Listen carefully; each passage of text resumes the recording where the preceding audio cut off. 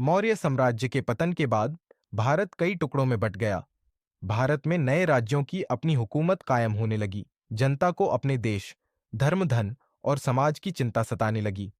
इस समय भारत फिर से राजनीतिक एकता लाकर भारत को मजबूत, अखंड और विशाल बनाने के लिए तीन राज्यों का उदय हुआ।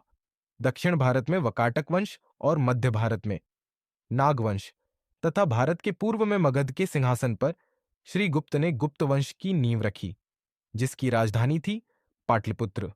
इन्हीं सत्ता संघर्ष और शासन विजय के बाद गुप्त सत्ता घटोत्कच से होते हुए चंद्रगुप्त प्रथम के हाथों में आई। चंद्रगुप्त के तलवार की ताप भारत के कई राजा झेल चुके थे। चंद्रगुप्त प्रथम के कई पुत्र थे। उनमें से एक पुत्र का नाम था समुद्रगुप्त। समुद्रगुप्त ने बचपन में ही अपनी वीरता के झंडे गाड़े की।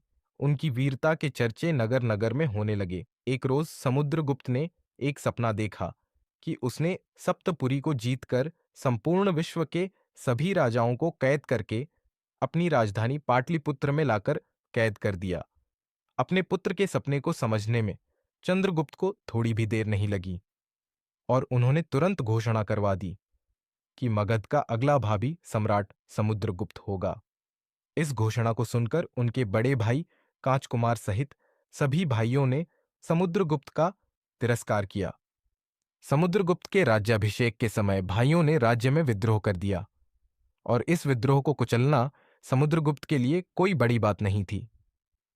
उन्होंने इसमें एक पल का भी समय नहीं लगाया और मगध की सत्ता पर अपना राज्याभिषेक संपन्न करवाकर आर्य सम्राट के रूप में शपथ ली। आखिर कौन है ये सम्राट?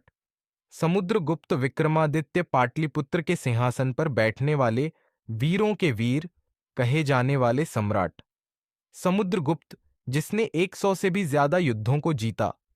आगे जानने के लिए चैनल को सब्सक्राइब करो।